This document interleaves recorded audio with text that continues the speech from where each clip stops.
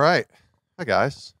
Back up here again. I'm excited. For those of you who might not have been here yesterday, my name is Jason Romano, and I'm the Director of Media with Sports Spectrum, was at ESPN for 17 years. And first of all, thanks to Drew. Let's give Drew Bow a shout out because I know we got a lot more to cover for the rest of the afternoon, but this conference is fantastic. I mean, I've been to a lot of conferences, and to have all of you guys here, we just had Chick-fil-A, by the way. So if you're not in a good mood, go check yourself, seriously. We just had Chick-fil-A, guys. But we're going to have a conversation now with some pretty heavy hitters up here. This is right up my alley. This feels like a Sports Spectrum podcast, just galore right here with this round table. But we're going to be talking about trials, navigating trials, talking about walking through trials. It's inevitable. In this world, you will have trouble, Jesus says, but take heart, I have overcome the world. So we're going to talk a lot about trials here. Let me introduce our esteemed panel. Tom Crean to my left, former college basketball coach, most recently the head coach of the University of Georgia. He was also with Indiana, led the Hoosiers to 3 Sweet 16 appearances. He was with Marquette, Dwayne Wade's coach, and reached the Final Four in 2003. He was named the Sporting News Big Ten Coach of the Year in 2012. Let's give it up for Tom Crean. Laura Halldorson is a former collegiate ice hockey player and coach. She was the first head coach of the University of the Minnesota Golden Gophers women's hockey team, leading the new team to national prominence. How about 3 national championships? Let's give it up for Laura Halldorson.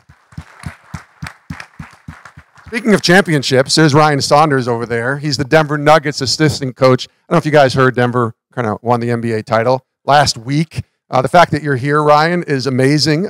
So it was awesome to watch your team win a title, beat the Heat 4-1 with the help of Mr. Jokic over there in Denver. He joined the Nuggets in June of 2022, and he was, prior to that, the Minnesota Timberwolves head coach. He was first there as an assistant and then served as the head coach for his final 3 years. He was the youngest head coach in the NBA at age 33. Welcome, Ryan Saunders. And lastly, we get a double dose today of my friend over there, Mr. Jonathan Isaac, selected 7th overall in the 2017 NBA draft after playing collegiately at 6th? Is it 6th? You were 32?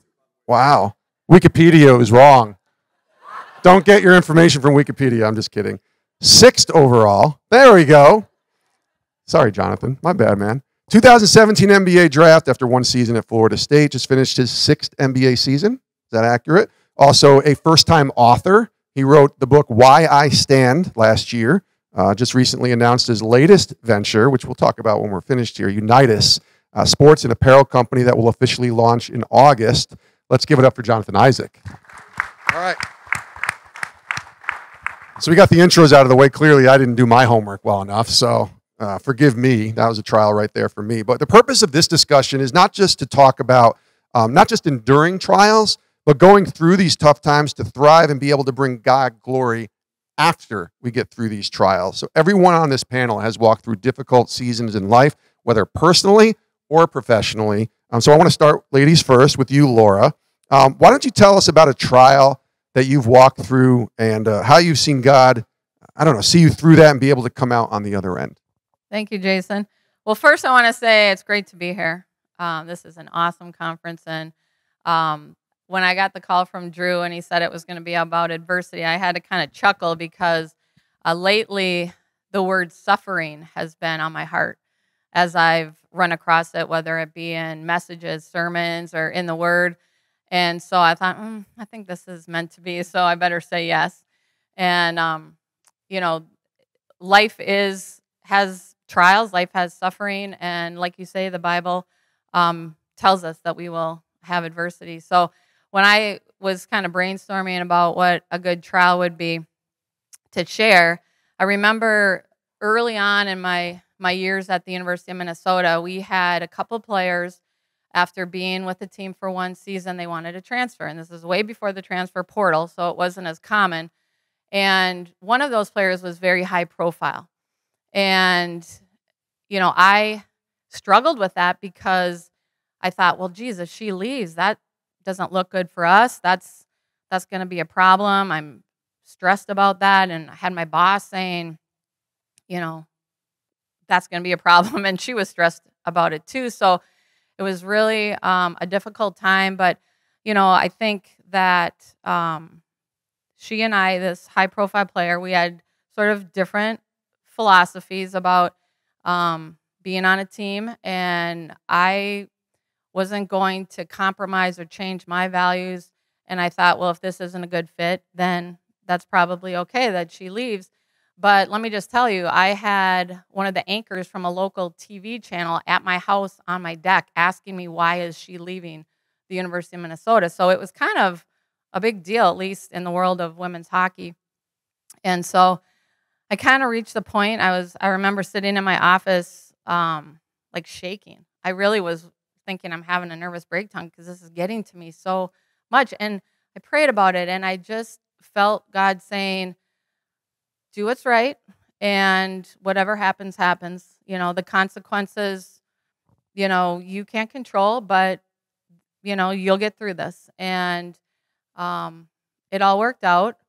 I actually, one of the verses, and probably a key verse for me, I wrote it down so I wouldn't screw it up, that I wanted to share is in 1 Corinthians 16, verses 13 and 14. And I thought this really applied to my situation. It is, be on guard, stand firm in the faith, be courageous, be strong, and do everything with love. And we got through that. Those two players transferred. I was then, fast forward, a little while later, I had my individual meetings with the returning players talking about that season and the next season. And it was so interesting that a couple of those players said to me, hey, coach, if they don't want to be here, then that's okay. They can go. And it was very encouraging for me. And, what was interesting is the next year, I would say we didn't have as much talent, but we had a better team. And that was the year we won our first national championship. Wow. And so that was a big learning lesson for me, that really, trusting God and just doing what I felt, he wanted me to do, and, let the chips fall where they may. Wow. That's awesome. Ryan, you just won an NBA title, as we talked about, but it was a couple years ago that you were let go after a tough start of the season. Kind of walk us through what your perspective was on dealing with trials. It could be the difficult circumstances of just the job, but also maybe just in life, you're still a human, who lost his job. So talk us through what that was like. No, definitely. And I guess I'd say one of the first things I'd like to kind of bring up, I've always enjoyed talking about my faith. But I think more so in the past, I had a feeling sometimes when I get up and speak about my faith to, a group like you all, is that I'm not as good a Christian as them in the audience. And, because I fall short every day. And I'm sure everybody here can say something along those lines. And so that was something that was always on my mind, that I was able to work through. And I felt, where to the point where I'm more comfortable. I'm still not to a point where I want to be as a Christian, but I'm more comfortable with it now. So that's one thing I wanted to make sure, I shared a little bit today. But, as you talk about, getting let go, and as coaches, we all know, I'm sure most out here, a lot out here are coaches. You're renting the whistle. That's something my dad always used to tell me. You don't own it. You're just renting it. At the end of the day, you're on borrowed time. And, I during that time with Minnesota, I was 32, got my dream job. That was a job I had always thought. I didn't think it would come that soon, but I had my dream job at 32, and in my hometown. And my wife, I remember at my opening press conference, she was 39 and a half weeks pregnant with my firstborn, a son, and my dad had passed away in that same role, 4 years prior. So there were a lot of things coming at me and feelings in those moments where, hey, I want to make him proud. I want to make a lot of people proud. And, as things kind of started, settling within the job, within the role, I was realizing, okay, I'm in this role probably for a different reason. We're kind of rebuilding again. And, it might not be a full-on winning situation right now. And I understand with fans, everyone, it's rebuilding. You guys, nobody likes that word. Like, I get that. And so, everybody wants to be about winning. And you're going to do everything you can to win. But I always looked at it in a sense of coaching, what to me has and will always be about development. Development on the court, development off the court. Developing character, developing those who are willing and who, are open to listening, in terms of growing their relationship with Christ. That's something I feel I'm very proud of, to be able to have those relationships with those types of those players as well. Now with that, come the trials of getting let go. And, as I got let go in Minnesota, I opted, I just had another newborn, a daughter at the time. So I opted to spend time with my family for a year and a half. And I'll tell you, it was the most rewarding time I've ever had in my life. But in those moments, I felt, and I'm sure my wife would tell you too, and by the way, anybody who knows coaches' wives or husbands or spouses, they are the most loyal and fiercely loyal when you get fired, especially people you'll ever find. And, I felt it was kind of almost a humiliating type of way I got fired in Minnesota. And I had resentment I had to work through. And with that, though, then I lived here for a year and a half before I took the job in Denver last year. So I was going to the grocery store, and I remember hearing people would come up to me and nothing malicious, but like, hey, are you ever gonna coach again, or are you gonna find a different? I had people ask me, are you gonna find a different occupation? And that did something to me in my head that I had to work through. Like, wow, there's doubt there. That's where my trust in the Lord really got stronger, I felt. And I'll leave this. We have so many better people to talk up here, but I'll leave you guys with this on the topic. Is my mom and I talked about a lot about my father. Those who don't know, Flip Saunders died of cancer, lymphoma, and going on 7 years. And he, in the moment that my mom and I sisters were at his bedside, we would go back to that, years later, months later, and say, we don't feel we've ever been that close to the Lord. Like, we don't feel we've ever been that close to God, since then. And there was just something about that. And to us, that was just walking with our faith, trusting in the Lord, trusting that something was going to work out. In the end, it didn't work out the way we wanted it to, but we also trust that there's a bigger purpose. And, I sit here in a way of saying there's still plenty of trials. I've endured. We all will endure moving forward. But having that trust, having that faith, it'll see you through whatever it may be. Yeah, Coach Crean, you want to piggyback off that a little bit? You've been hired and fired and been to Final Fours. You've seen the highs and the lows. Maybe even piggyback some of what Ryan had to say. Well, I think that the first thing, it doesn't really matter if you're being highly successful or if you're at the low points. There's always a challenge to keep your spirit and to not let doubt creep in. Now, obviously, it's really easy to look at it and say, oh, yeah, that's really going to happen when you fail. No, it's going to happen when you succeed, too. Yeah. Because in coaching and in leadership, a lot of times, if you're winning, you might be seen as intense and demanding, okay? If you're losing, you might be seen as crazy and unrelenting, right? You're the same person, but there's a different narrative that's spun. And I think for me, with faith, like I grew up in Michigan. We went to church 3 times a week, no matter what. My mom was not only the secretary and treasurer of the minister's marble company, the United States Marble, never forget it, but she was also the secretary treasurer of our church. So like for me, blending going into the coaching world from the way I grew up, it wasn't as profound for me. It was fairly easy for me. Like I didn't really think about it. I didn't think about, should I be careful with what I say? Should I be careful with that? Well, the more you go up the ladder, you realize that you got to make a choice at times. And I grew as a coach at Marquette. I was there for 9 years. I was at Indiana for 9 years, before 4 at Georgia. And somewhere along the line at Marquette, I realized, not a mission statement, not a mantra, but like something that was like really important to me that the players would leave with. You know, when no matter how they came in, that they would leave with this because they were going to need this, no matter what, as they went on down the line. Yeah. Number one, are they selfless? And this is before social media was at the place that it is now. But even back at Marquette, it was like, hey, you don't need somebody to take pictures of you changing somebody's tire, right, out on the road on a rainy day or feeding the homeless. You don't need anybody to take that picture. And it was the same thing on your team. Like, you've got to absolutely be concerned about your teammates' success. And the worst thing you can ever be described as is somebody that wants to be successful but doesn't want to see those around them be successful. Mm. And there are people that win in sports and life. I mean, they win with that mantra. They win with that life, but that's not how you win championships. That's not how you keep going. So building that selflessness. Number two was being a problem solver.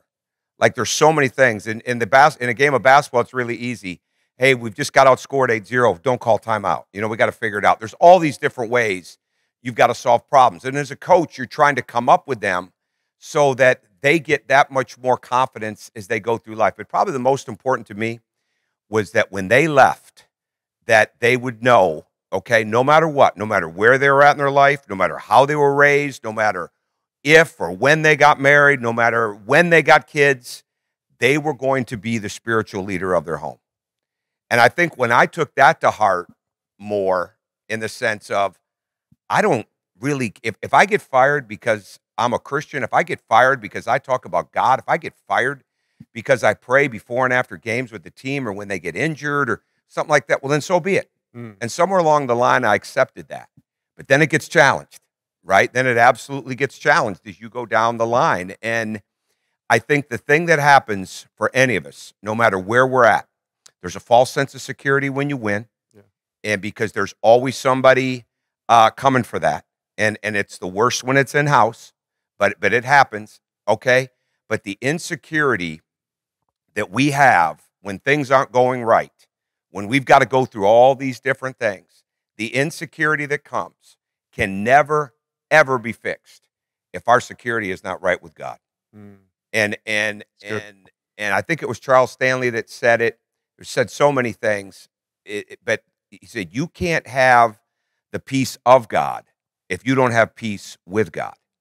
And somewhere along the line, like, there's just different things that you hear in life, whether it's a sermon, whether it's a conversation, whether it's a book, you know, all these different things, like, it just hits you, right? And to me, it's like God speaking to you in another way. It's not just, you just didn't hear his voice as you're driving down the street and it resonated, right? Like, something resonated with you that feels different. That happens. But it's these other ways that come into you. And I think that for me has helped me so much, that no matter what insecurity you feel, you've got no chance to overcome it if your security with God is not right. And to me, you have to work at it. And for me, one example, and I'll give some more later, but one example for me is you go up the ladder of this in your life, not just in your coaching life, but in your life, it becomes so easy to lose track. And we play games on Sundays at times, right?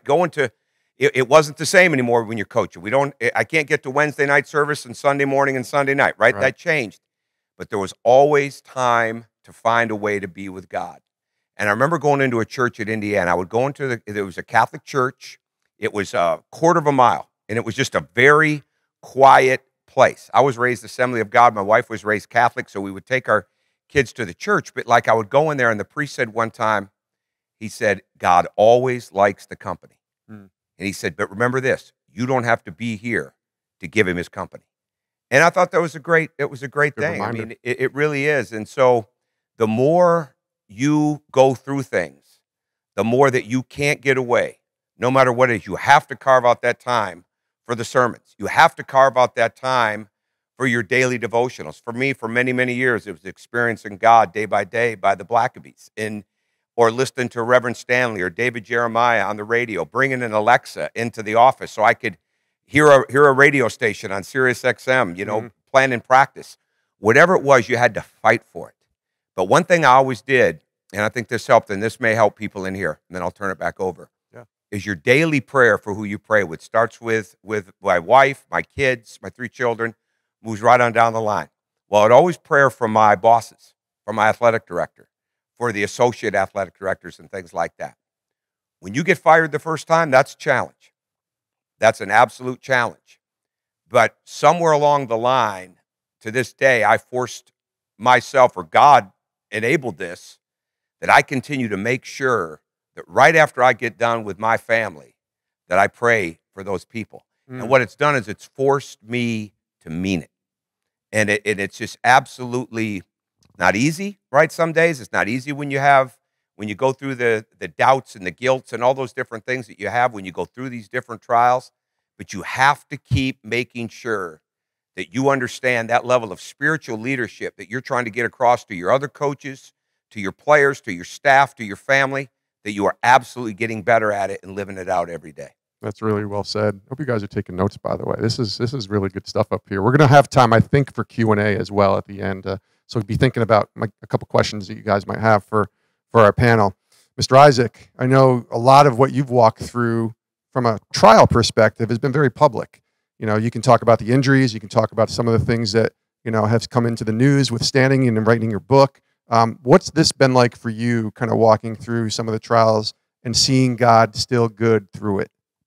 Yeah, it's been, I would say it's been challenging, but it's also been worthwhile, in the sense that I've learned a lot more about God through the trials. And I think that that's a promise that God gives us in his word, that that the trials and the tribulations mean something, that they have a purpose and there's a plan, you know, to them. You know, don't, you know, the Bible says be cheerful when you go through trials and tribulations, because they produce something in you. They produce patience. They produce things that help us to become better.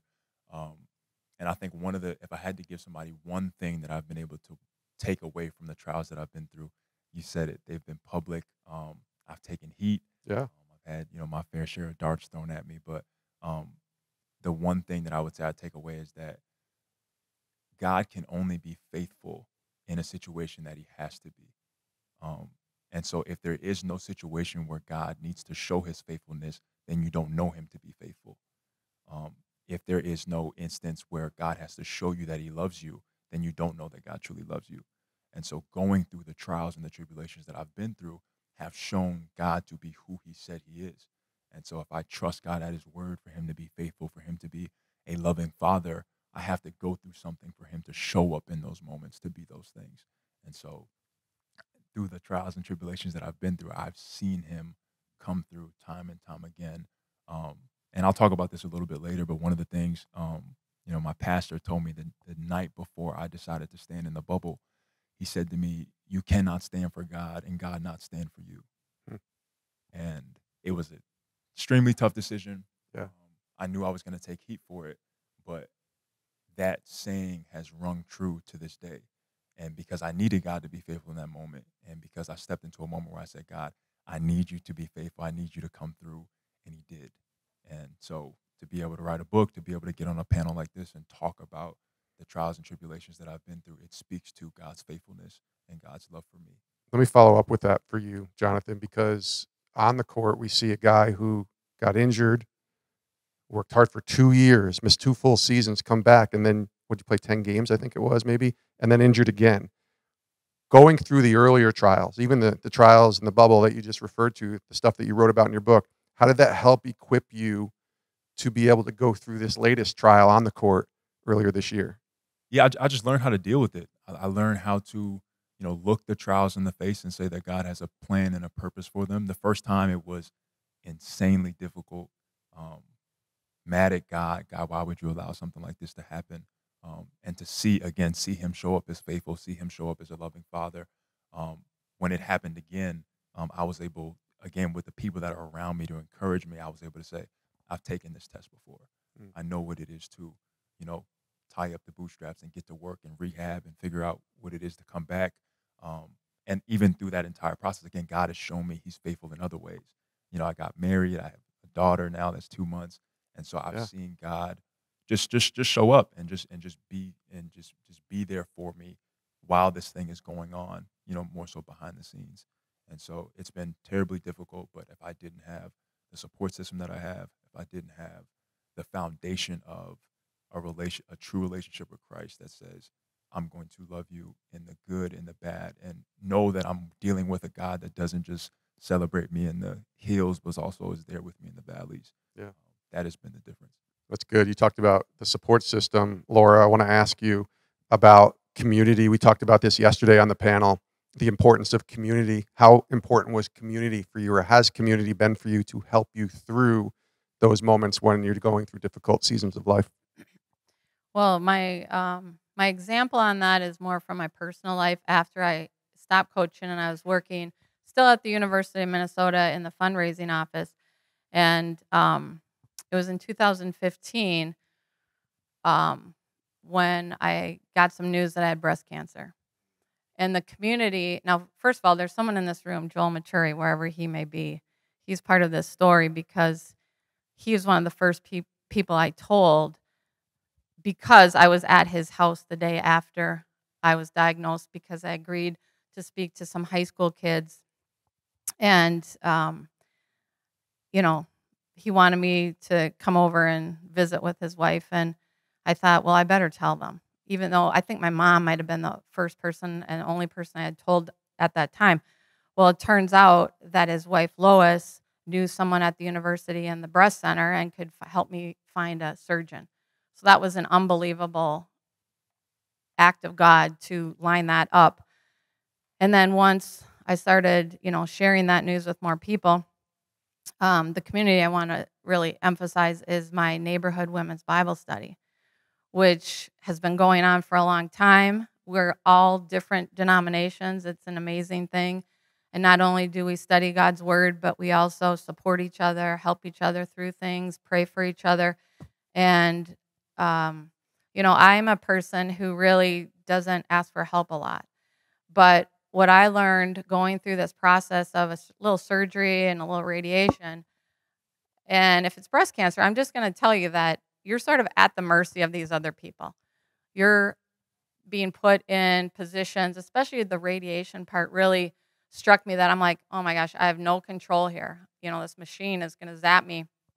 And they're lining me up, and, you know, I have to trust them that they know what they're doing. And what was interesting is the Bible study we were doing at the time was emphasizing, I got another verse for you, this verse in 2 Corinthians 12, verses 9 and 10. And this is when Paul is asking God to remove the thorn in his flesh.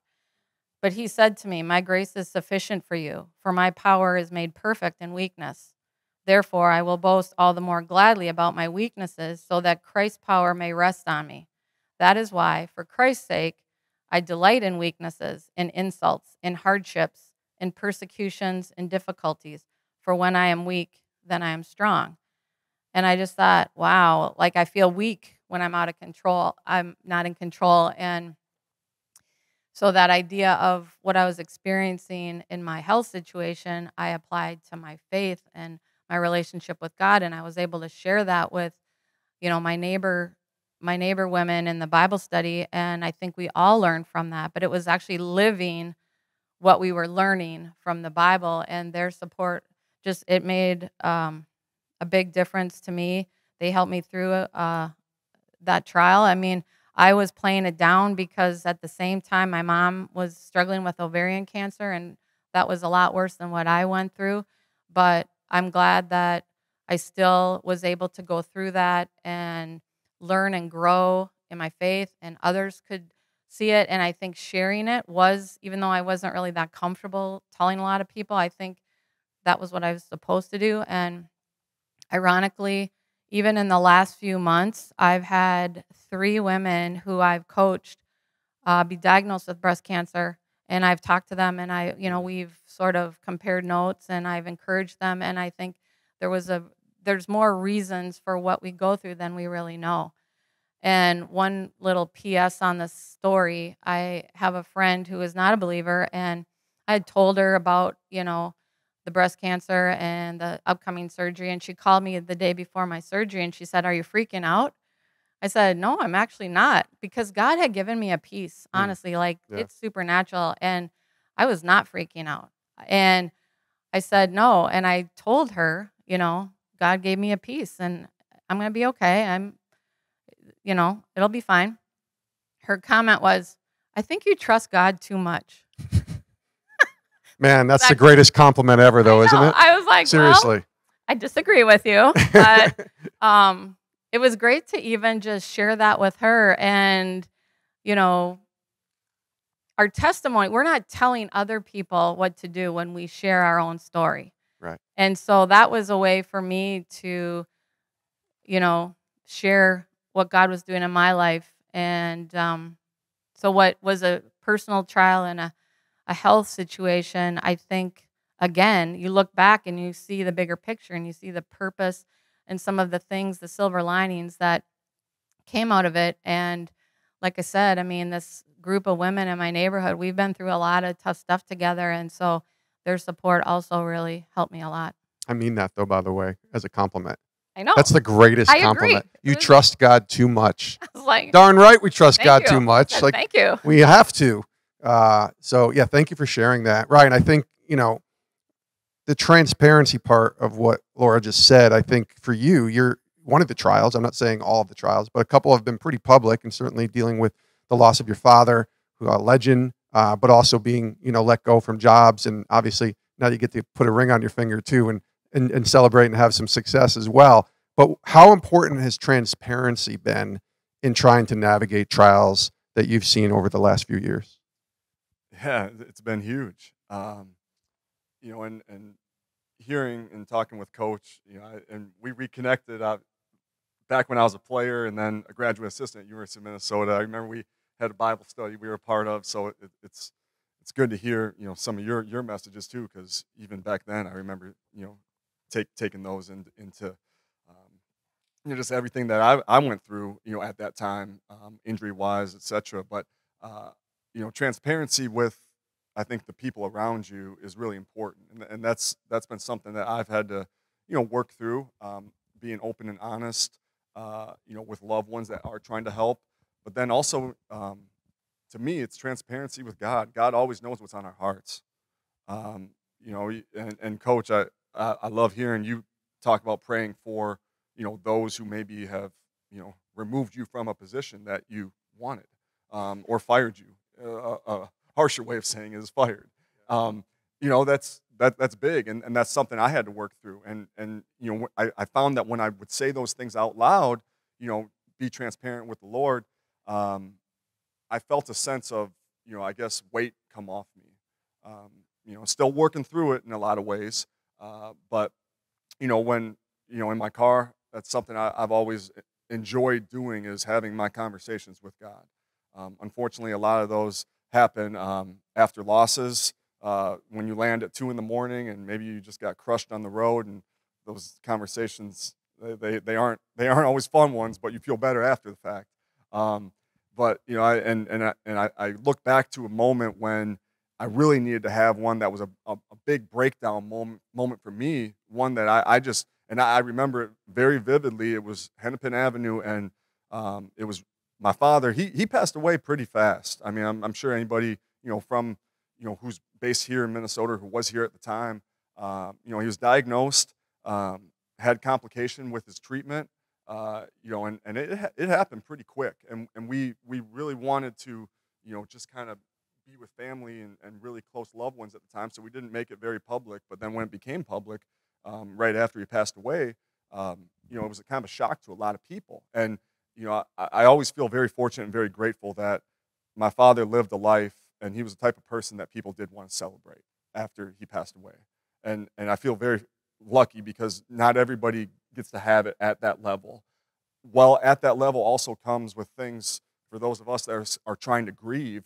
I remember driving into, and I took only a few days off, because in my head I'm saying, my father would want me to get back and coach. I was an assistant coach with the Timberwolves at the time, and took only a few days off, and I ended up, going back into work, and I'm getting ready to go to a game, and I'm driving down Hennepin Avenue. I had moved home at the time to help with my mother and be around. I have 3 younger sisters, be around them also.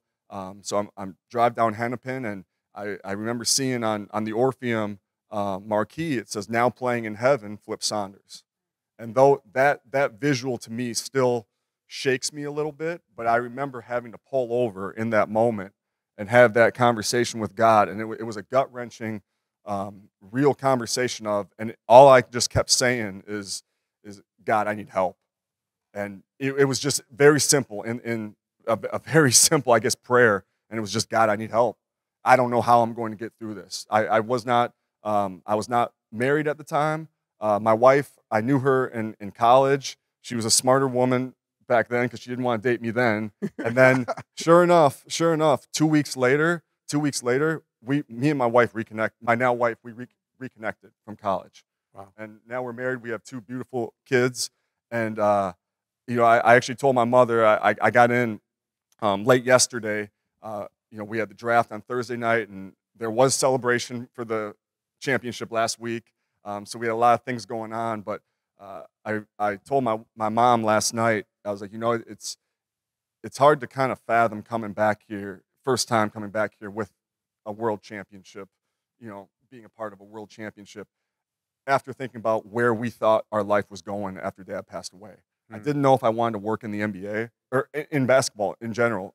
I just didn't know if I wanted to do it. I talked about, you know, hey, get a cabin up north. I just want to fish, and maybe I'll coach, you know, I'll coach at some level one day.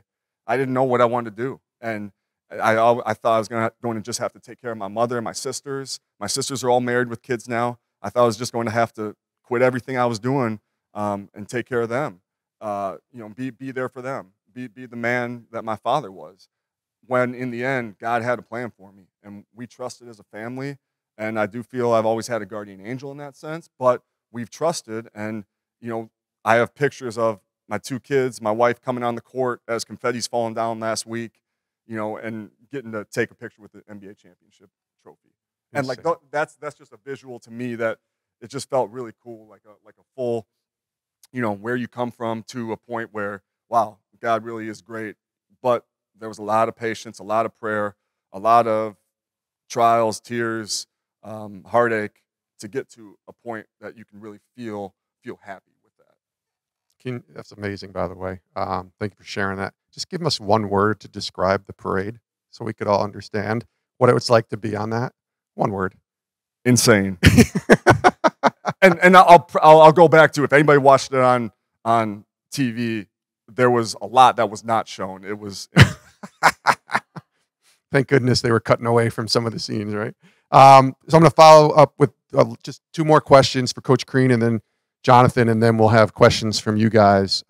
Coach Crean, advice, I think, you know, this group here, as you're sharing, you know, not all of them are coaches, not all of them are certainly players, but they're navigating their own trials. They're trying to make it in the world of sports. What would you say to them as trials come?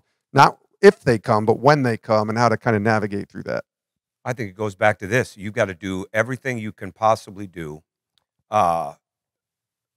knowing that there's no way to ever have it go in the right direction without God being first, to not let things take your spirit and create doubt in you, and create that inner selfishness that we have when we feel that things are totally against us.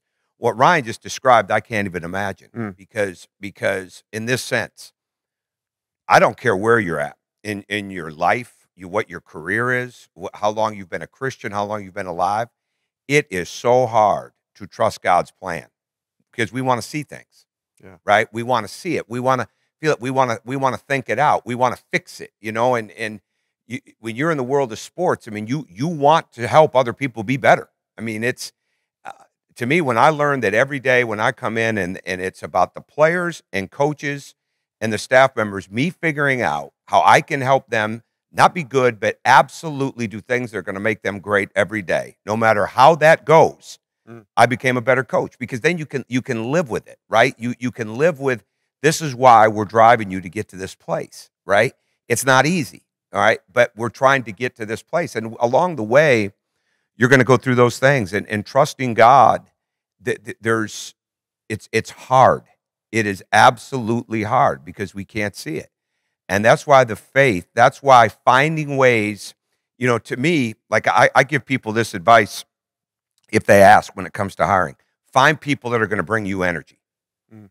Find people, because if especially for head coaches, I got 2 brother-in-laws that coach football, one in the NFL, John Harbaugh, one in college, and Jim Harbaugh. And it's like when we talk about hiring, if they're not bringing you energy, how in week 6 or 7 are they going to bring the running back room or the wide receiver room or one of those rooms energy? How are they going to bring that there? Because that's when it's really going to matter. Right.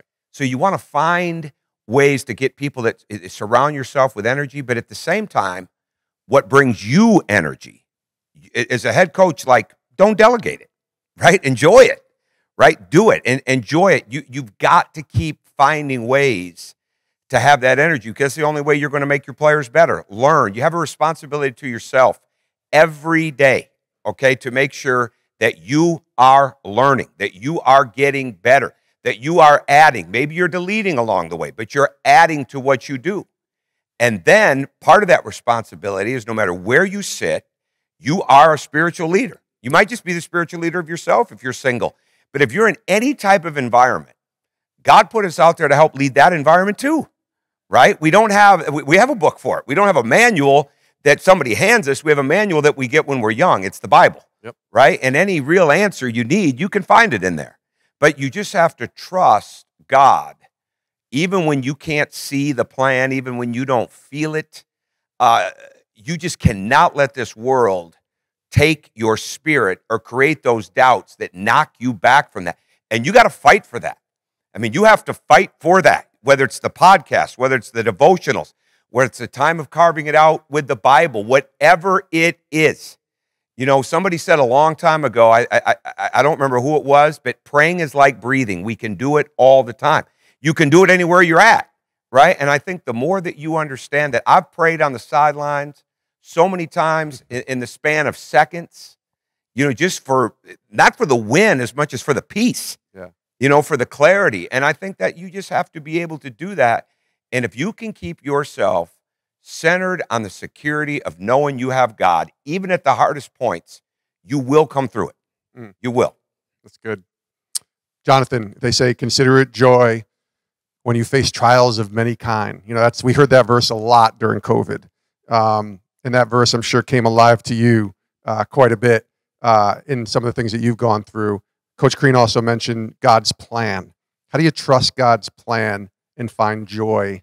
And this will be our final question before we get to the audience. But how do you find joy and trust God's plan in the midst of the trials that we all go through? I think you got to take God at his word. You know, we don't know the plan that God has for us. He just tells us that the plan is a good one. You know, for I know the plans that I have for you, plans to prosper you. I didn't know that a part of that plan was me getting injured. You know, I didn't know that, you know, a part of that plan was getting injured again and again.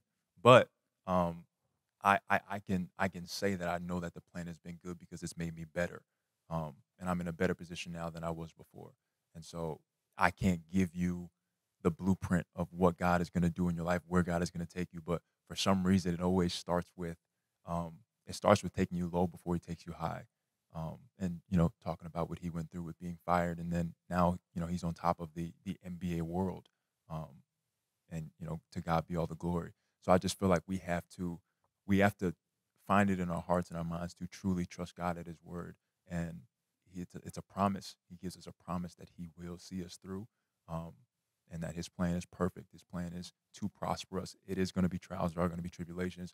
But Jesus said, be of good cheer. I've overcome the world. And so, yeah. And I'll just add the same God that was with Ryan in the midst of the trials of losing his dad and winning or getting fired was the same God who was with you last week when y'all won the championship. And the same with all of the trials that everybody's here has gone through and shared. So Carly is going to be walking around. We want your guys' questions now. So all I'm asking you, slip up your hand.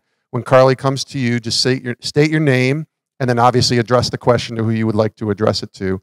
We can start in the back, I think. I think that's Steve back there. Mr. Gidley has the floor first.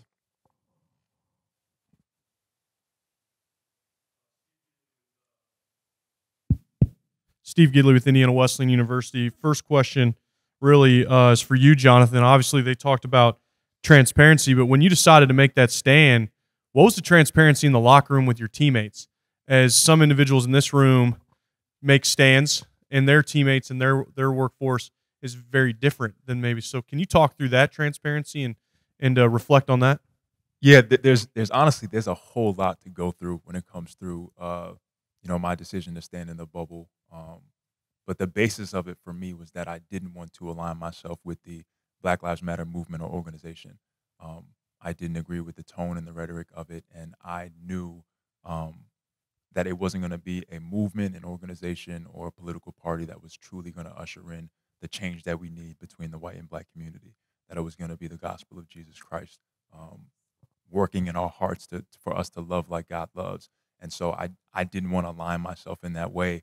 But when it comes to transparency with the teammates, we had a team meeting the day before, the decision to stand in the bubble. And the presidents came in, everybody on the team came in, and they said, this is the decision for you guys to make. You guys get to do what you want to do. And they all left.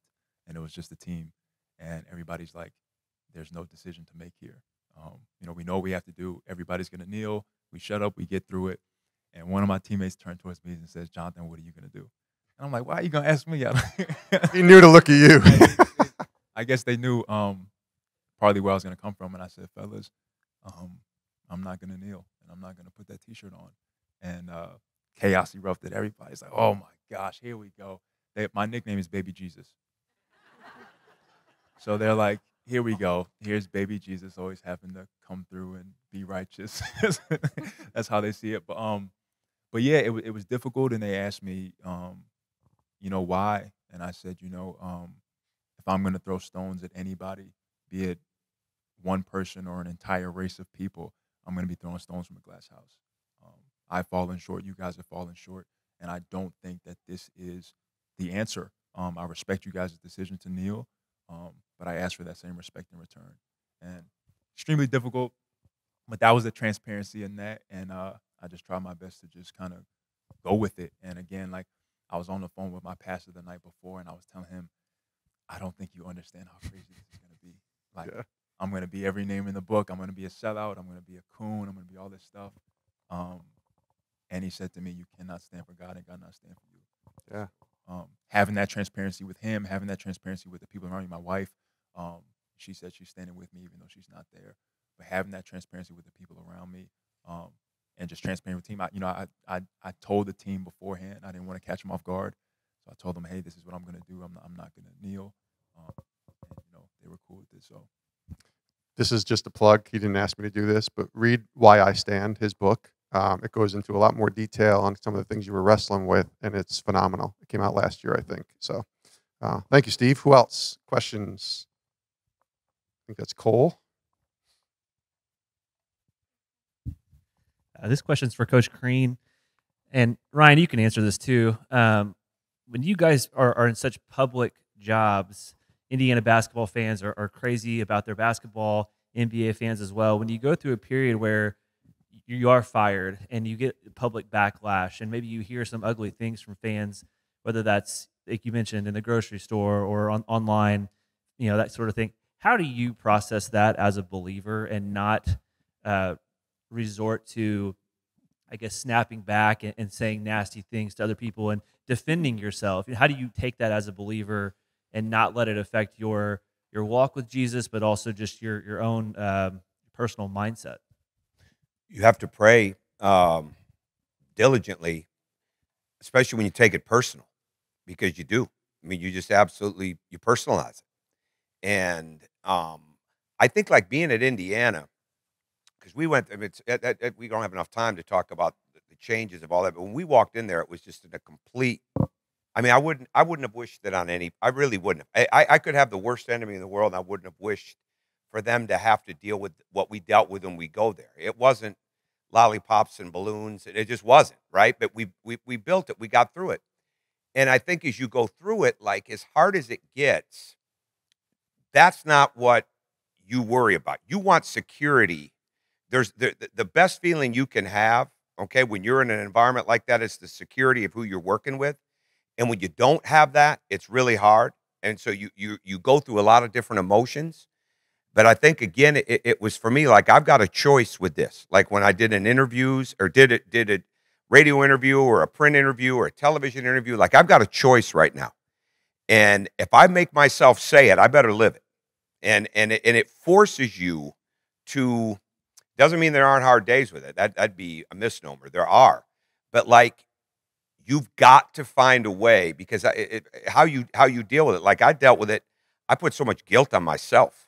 And this internal guilt for not reading this right, making a wrong decision, hiring the wrong person. I mean, all those different things. And I fight that. I'm going to fight that now. I mean, it's just, it is what it is. But you have to understand that there is no way all the players I had before at Marquette, the players I had before at Indiana, but take all of them, take all the kids that would come to the basketball camps and all the parents that I knew and all their kids. My 3 children were going to be watching what I did. And that is what I was responsible for. And thank God I had a wife, and I'll just share this quick story because this goes along with what Ryan said of having a spouse. We had an issue where we had an accident at Indiana. I think it was the second year before my last year, third year before my last year there. Long story short, we had a kid go out. They went out on Halloween. They were drinking. One got really messed up. Literally ran into a car. He was on foot, ran into a teammate's car. Okay, he was in the hospital. So he was really not in it wasn't life and death after the first 12, 14 hours, but it was he going to recover type of situation. So there was an article that had come out on a Sunday in the newspaper that I'd lost control of the program. And that I should be fired, basically. And we're going up an elevator to floor 3 in the hospital in Bloomington, Indiana. And that article, I'm reading it because it had just come out on that Sunday afternoon as we're going back up to see this young guy in the hospital on a Sunday. This had happened in the middle of the night Friday. And this changed me. And this is where God works in so many different ways. My wife, I'm reading the article and I'm distraught now because I'm angry, right? But I'm also hurt because I've had no sleep. I'm going through all this with our team, all these different things. And my wife says, Tom, he said, we're going to be fine. We're going to be fine. Look at me. We're going to be fine. As the elevator's going up to the 3rd floor. And it was like not 50 pounds. It was like 100 pounds came off my shoulders. Just like that, from the 1st floor to the 3rd floor, by those words that I swear were directed by God to my wife, to me. Mm-hmm. And those are the type of things that you remember when you're going through those hard times. That's when God's plan and how God protects you comes out and helps you. That's good. We got 2 more questions. Time for 2 more. Let's see Becca and this lady over here. Ron, real quick, you want to jump off anything Coach Crean said before we get to that question? I'll just go right off what Coach was saying. I'm big into routine, and I've always felt like routine can help through those types of situations. And part of routine for me has always been prayer. In those moments, you need to have prayed on how you're going to respond before those moments come about. And it can, and to me, that's anything in any situation you're dealing with. But I remember vividly towards the end of my tenure with the Timberwolves, and keep in mind, I'm a hometown kid. Went to Wayzata, played University of Minnesota, grew up in Minnesota. So I'm thinking, hey, for the most part, people are going to have some empathy at some level with everything that was going on at the time. But I was sitting having dinner with my wife. She was, 38 weeks pregnant. My 2-year-old son at the time. And some guy was walking out with his family, and he let his family go, and he came over and he goes, "Hey, you need to start winning some games." And wow.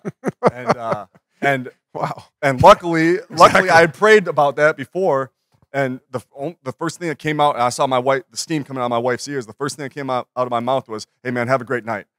And he just left. And I don't know why I said it, but hey, God was with me in that moment. Yeah, taming the tongue, right? Question. Okay. Ashton Hopp. I'm currently the team chaplain and a graduate assistant at Ole Miss for the women's basketball team.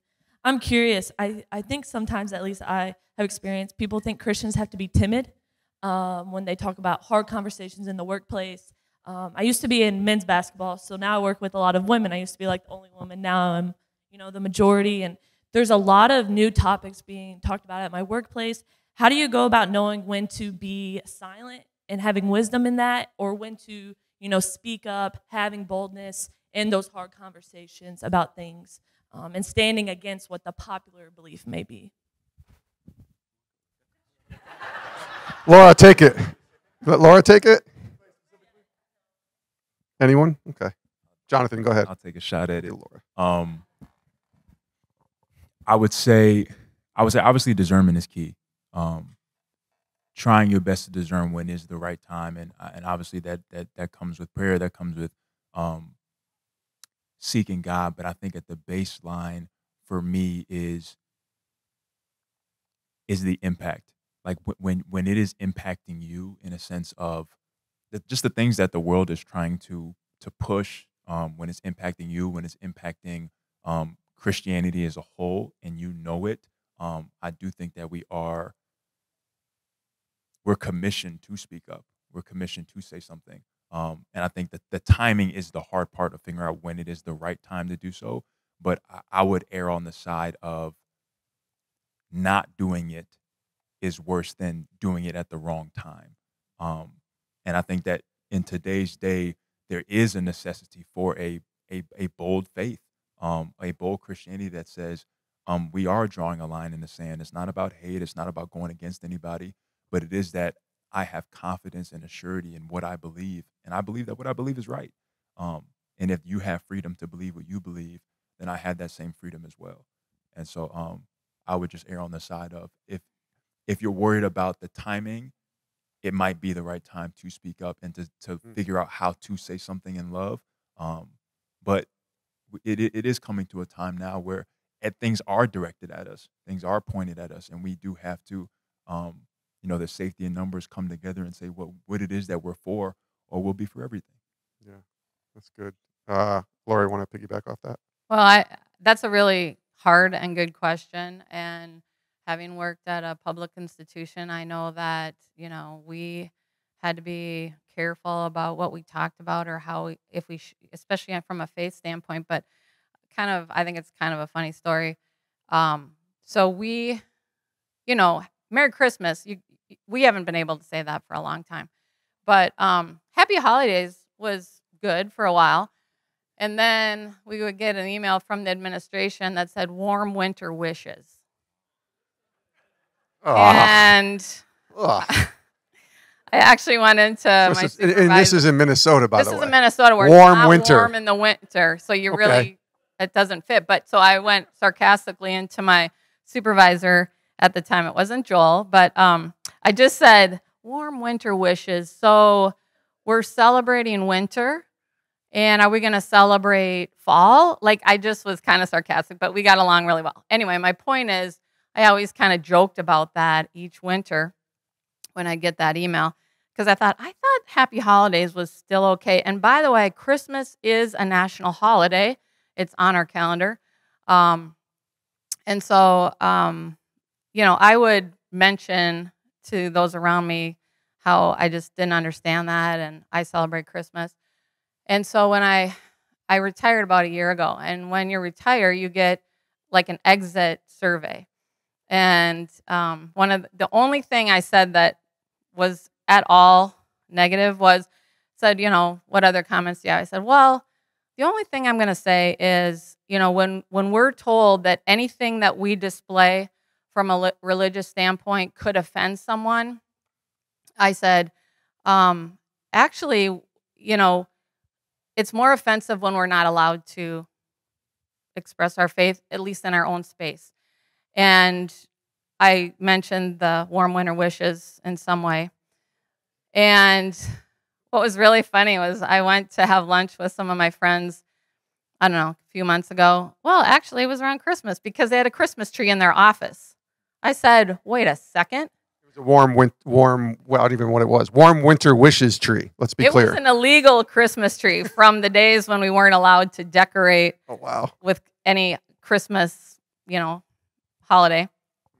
And so what they told me was they kind of eased up on the rule to say within your office you can have Christmas decorations. And I just thought, isn't that interesting? But anyway, I don't know if that really answers your question, but I had to really check myself to not be too sarcastic or negative. But I think that in today's society, you do have to be careful. But you also, I would share things that my beliefs come from the Bible. And so there are things in today's society that I don't agree with, or I don't celebrate. But I don't go around blowing a big horn to bring attention to that. But if someone asks me, I will share that. Oh, that's good. We got one more question. Time for one more question. I think Becca had her hand up. Hey, Jason, really quickly, Yeah, I'll just really quickly add one thing that I've felt in those moments is if it's something you try to push away a little bit and then it comes back to you and then it comes back to you again, it's like one of those all right, I get it. I get what you're saying. Got to speak so up like now. if you feel it come back to you, if you kind of like push it down, be like, I don't need to say it, but then it comes back to you 2-3 more times, like, all right, you should probably go say it because you're getting that nudge. A little confirmation. Yeah. Go ahead, Becca. This question could be for any of you. We've gotten to hear a lot of your guys' stories, and it's been said several times, you know, take heart and good cheer, God's overcome the world. And I think the other side of the coin of that is, like, the Lord does also ask us to, like, lament before him. And I'm just wondering, any of you could answer this, what the lamenting process was like for you and how that was important for you. Well, kind of what I said, it was hard for me because I kept thinking about my mom's situation and that what I was facing wasn't as difficult. It had a better prognosis. So that was hard for me to really process. In fact, I remember saying to one of my former teammates on the phone, "It's not a big deal." And she said, "Coach, it is a big deal." And, you know, so maybe I was pushing it away to not deal with it a little bit. But I do think that peace that God gave me really did help me process that and keep things in perspective. And I guess I want to share one more verse that I hope relates. But this is one that we've all heard, but it's Proverbs 3:5-6. Trust in the Lord with all your heart. Lean not on your own understanding. In all your ways acknowledge him, and he will direct your paths. Or some translations say, he will make your paths straight. And it's about trusting the Lord, but the part that I have to always be praying about and asking God to help me is lean not on your own understanding. Because I tend to lean on my own understanding. And so that really is an important verse for me. And also, God's ways and his thoughts are higher. That's in that's in Isaiah 55. But I just think that the things we go through in life, we have our choice on how to respond to it. And I didn't want to feel sorry for myself, but I also wanted to learn what God was trying to teach me and to be maybe, you know, someone that could help others if they were going through something similar. So I do think it means more, the whole thing means more to me now than maybe it did at the time, because I maybe see a little bit more of the bigger picture. So I don't know if that answers. Anybody else want to piggyback off that? A little bit on the side of it, then I'll wind it up. But I think when we're dealing with younger people all the time, and we're dealing with either our own kids or our student athletes and the people that we deal with, because they don't always have that experience of knowing how to ask God, how to talk to God. So many times they just expect that answer to come back. And I've heard different times, like, I have prayed, you know, I have asked God. And I think the first thing you have to do in your own life, obviously, but you have to be able to help get this across to people so that they learn to listen. You can never blame God. I mean, no matter what. Ernie Johnson's got a great line, trust God, period, right? Well, never blame God, period. And I think sometimes when people don't hear the answer to their prayers because they haven't worked through all that yet, they want to go right to the blame, because that's what our society is like in so many areas of the rest of the world. So it becomes very easy for people that have not grown up in the Bible or grown up in church or don't have that spiritual experience of going through it. And I think how we portray ourselves and our spiritual leadership of that, and not doing the woe is me, okay, not blaming, not getting frustrated, but continuing to persevere through it and look for that energy that helps us continue to trust and listen for God. When that answer comes, it comes. And to get people to help our players and the people with us to do that is imperative in this day and age more than ever. That's good. Well said. Love it, man. Listen, trust God, period, is a nice way to end this conversation. Tom Crean. It is, but it's just a nice little stamp on the equation. Laura Halldorson, Ryan Saunders, Jonathan Isaac, thank you, men and women. Let's give it up for them.